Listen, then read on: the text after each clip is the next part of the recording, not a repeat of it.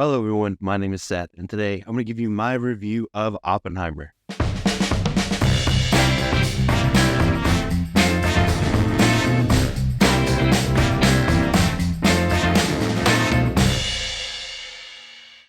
Yes, it is part 2 of Barbenheimer. If you didn't see, I have my Barbie review already up on my channel. Go ahead and take a look at that. And now it is time for the Oppenheimer review. And this is one of my most anticipated movies of this year. Christopher Nolan is one of my favorite directors. I don't think he's had a bad film yet. Like, all of his films, at minimum, to me, are very, very good. And so I was super excited for this. But before I go any farther, go ahead and like this video, hit subscribe, and hit the bell icon so you never miss a video. Oppenheimer is directed by Christopher Nolan. Like I said, it also stars Cillian Murphy as Oppenheimer and Robert Downey Jr. It tells the story of the American scientist J. Robert Oppenheimer and his role in the development of the atomic bomb.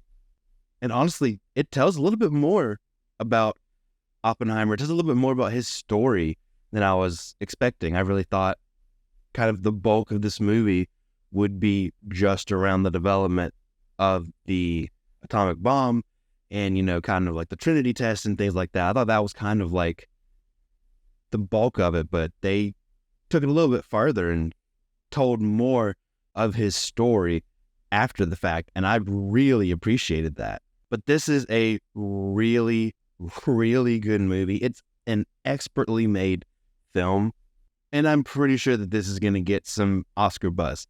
I think probably Best Picture, maybe production design, costume design, and then maybe even a couple of performance Oscars, maybe in its future. This was just really a well-made film. And this is absolutely a Christopher Nolan style film. Like, you can see right from the beginning, this is a Christopher Nolan film. His fingerprint is all over this one. It has his style, it has his tone, and it really works for the story. And I really like how he presented the story in, his own style. Christopher Nolan does such a good job with time in his films. Something like Dunkirk is something I always go back to when I talk about like his kind of, time management and story management. And he does something like this here. It's not exactly like Dunkirk, but he does kind of tell a couple of stories from different points in Oppenheimer's life at the same time. And the way that he kind of weaves them all together is just masterful, really. It's just really interesting, and it really just takes it up a notch from just, telling a story chronologically. All the themes kind of work together at the same point, and it just really works well. And I just really love the way that he decided to tell this story. And speaking of story, I really think that the third act was a little bit more unexpected to me. Like I said, this is a historical story, so like slight spoilers here, I guess. But I mean, you could look this up online and kind of know what happens. But the last act really kind of deals with the aftermath of building the atomic bomb and kind of like years later, kind of what Oppenheimer's going through and things like that. And that's not really exactly what I expected going into it. But like I said, I really appreciate it. And I thought it was really, really well done. My only complaint really kind of about the story is I do think maybe just a tiny bit in the third act, it kind of slows down. This film has an incredible pace. For it to be 3 hours long, it really doesn't feel like quite 3 hours. Now, I'm not going to lie to you and say like, oh, I didn't feel the time at all. I felt it some, and I think the biggest part of where I felt it was just some in, I guess, maybe the middle of the third act.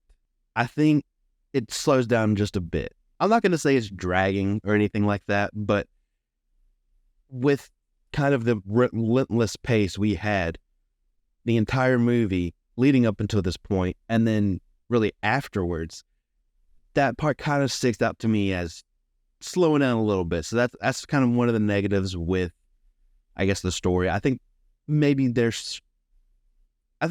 could have been a little bit cut out of that third act and we still kind of get the whole story.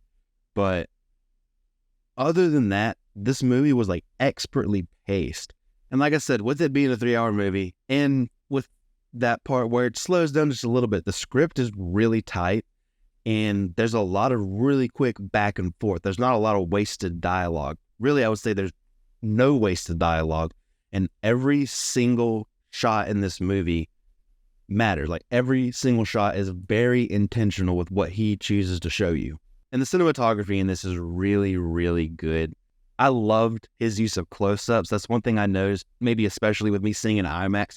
He used quite a few close-ups in this film, and I think it worked really well. And I love the visuals. Everything he did with the bomb and things like that, it was just so cool. And it was really special to see on a big IMAX screen. And just some of the locations they filmed in was just really pretty to look at. And I really love how Christopher Nolan lets us in on Oppenheimer's mental state using like visuals and sound. It was really clever uses of sound in this, and I really appreciate that, especially in IMAX. You have the sound. You literally can feel the sound in this movie, and it just makes for that much more of an impact. But like I said, I did see it in IMAX, and I absolutely recommend. If you can see it in IMAX, please do. Like, this is just a beautiful film to watch, and the sound is incredible. So if you have the means to, I recommend seeing it in IMAX. There weren't any action scenes in this, but sometimes I felt like there was. And, there wasn't any action scenes in this, but, sometimes I could like feel my heartbeat as if there was one. And I think that just goes to show how good Christopher Nolan is at building tension and paying it off. Even in some of the dialogue scenes, you can just feel the tension. I mentioned earlier in this review, I think there could be some potential Oscars, at least nominations coming this way for this film. And I think that two of the acting standouts for me is Cillian Murphy and Robert Downey Jr. Cillian Murphy did such an incredible job. This isn't one of those performances where he's, acting crazy or yelling a bunch or anything like that.